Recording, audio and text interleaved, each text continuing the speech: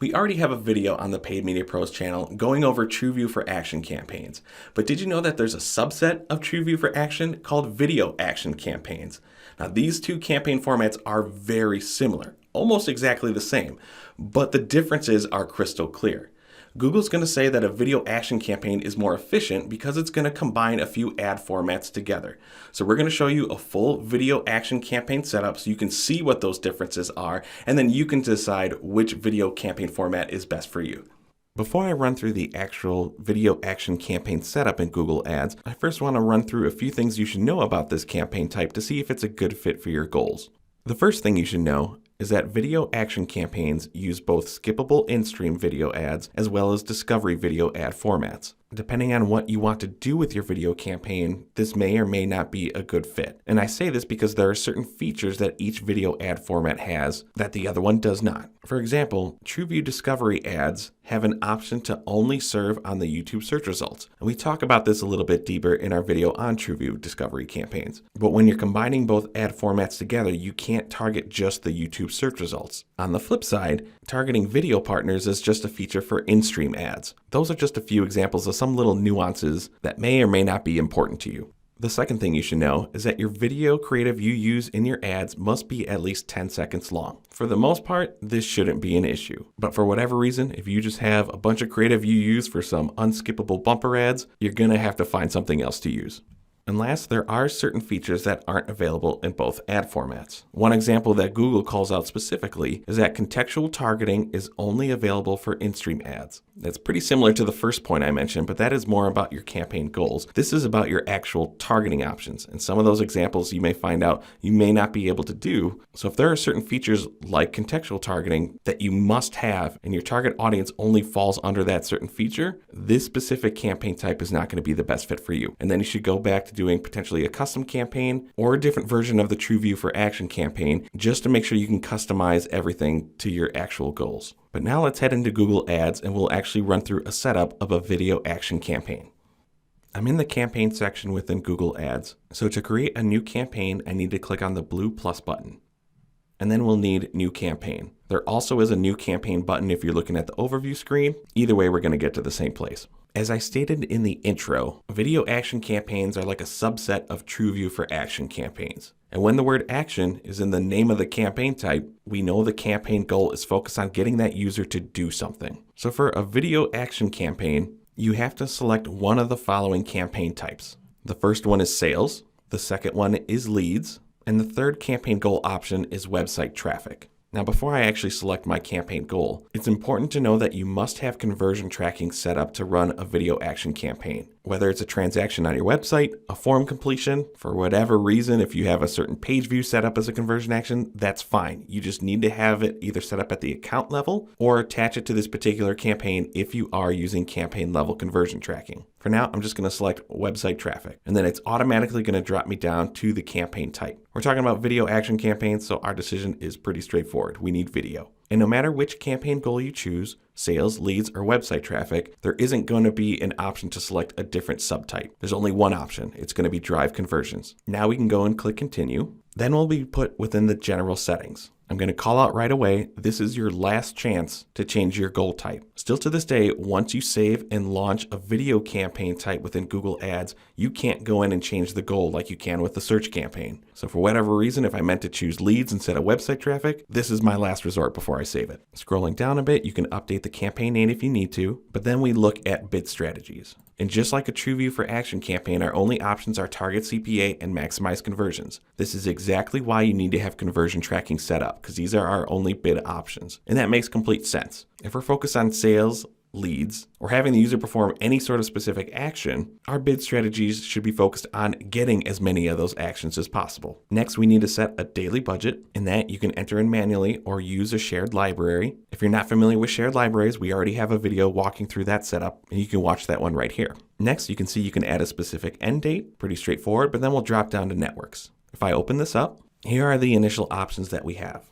You see, if I try to target the YouTube search results, I'm getting the no symbol. And I love this feature for my TrueView discovery campaigns, but we clearly can't use it in a video action campaign. And then I cannot uncheck the YouTube videos option, and that's crazy because where else are we going to actually run our videos? But this is a good spot to note that video action campaigns run on the YouTube home feed, a YouTube watch page, or potentially video partners. And I say potentially because that is the option we do have to uncheck. And if I leave my network settings like this, I'm only running my video action campaign on YouTube videos. This is personally how I start off my TrueView for action campaigns. And if I want to test out expanding my reach, I'll go back into my campaign settings and edit it to include the video partners if I want to. Next, you can choose your location and language settings.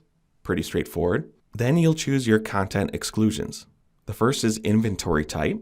Standard inventory is going to be the default option, but if you have a more adult product, or if you just flat out don't mind your video being shown on any potential sensitive content, you could switch to expanded. Or on the flip side, potentially you have a younger demographic or a more sensitive demographic, you can choose limited inventory. Then you can choose specific excluded types and labels. For whatever reason, if I don't want my ads to appear on live streaming videos, I can uncheck that option. And then we see content labels we can also exclude if we want to, very similar to how TV and movie ratings work. I'm going to close this one out. And now we have ad extensions. There are going to be a few options that show up within here. One is going to be lead gen extensions, and this is our demo account that really doesn't have any ad spend, so we haven't gotten into the lead gen extensions for video campaigns. If you're curious about that one, there's a video you can watch right here. But the option that we do have that should be visible in your account too is going to be site link extensions. So we have to add at least 2 extensions, but it's important to note that site link extensions only show up on mobile devices. Also, site link extensions do not show up on video partners. That is exactly why I unchecked that box earlier. If the whole point is to drive action, get users to your website, I want to choose placements where people can actually take those actions. So again, that's why I uncheck video partners, and I'm still going to add site link extensions,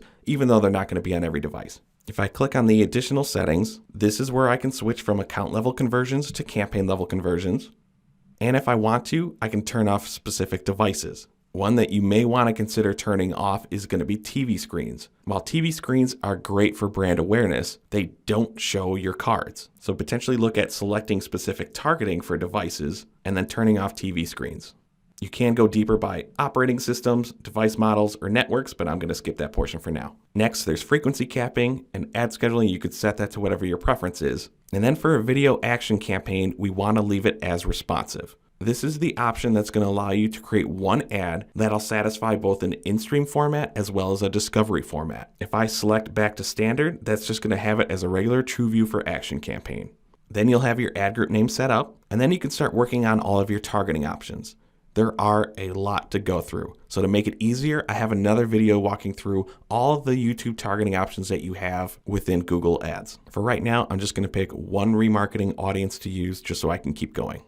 Next, we can create our video ad. So let me grab a specific URL, paste it in the field, and I'm highlighting this section right here, looking at the video ad format. Since we picked a responsive ad group type, we get a responsive video ad format. And if I scroll down a little bit more, we see it combines the ad format elements of a discovery ad as well as a call to action extension that are associated with in-stream ads. As I make adjustments, you'll be able to look at the ad preview that's kind of in the middle of the screen to see what elements of my ad I am updating. So first I need to put a final URL. Within this call to action extension, where am I actually going to send these users once they click on that element?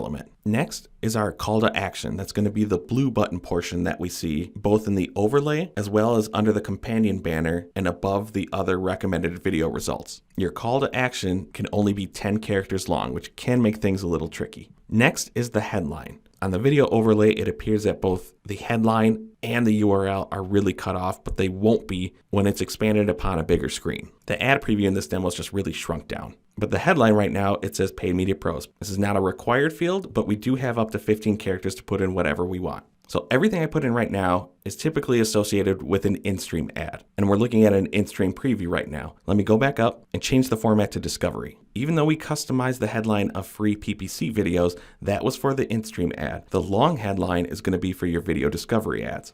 I just pasted in the tagline we use from our website, and there we see the video preview has updated. Taking some more content from our website, I'm going to paste it in the description. We get up to 70 characters.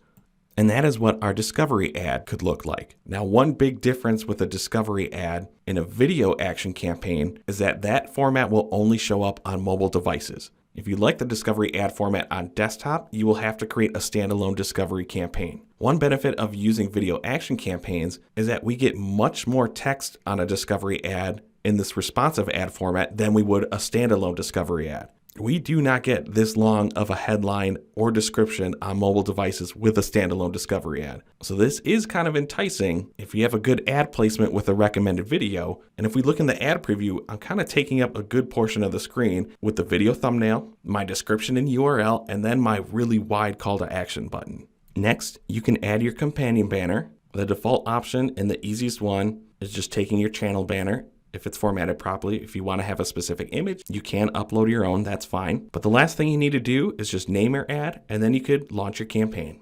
The biggest difference from a video action campaign compared to a regular TrueView for action campaign is that combination of in-stream and discovery ads. If you are using a lot of audience type targeting, and it really doesn't matter the placement, you're just trying to get in front of a specific user, the responsive ad group format of a video action campaign could be more appealing. Not only is it going to save you time by having everything combined within one campaign type, you could potentially get more visibility just due to some of the differences of the ad formats when combining them together. As I've already stated, the main purpose of these campaigns is to get the user to perform some sort of action, whether it's a deeper conversion or maybe a higher level action like visiting a specific page or just signing up for a newsletter. If the goal of your campaign is just product or brand awareness, create a different campaign with a different goal objective that's going to have different bid strategies that'll benefit the awareness portion. A video action campaign can be an efficient way to drive more traffic, collect leads, or get more conversions from your video campaigns. And if you have any additional questions or comments about a video action campaign, let us know in the comments below. Thanks for watching our video. If you found it useful, give us a thumbs up below. We release a new video at least once a week, so if you want to see more from the Paid Media Pros channel, be sure to subscribe.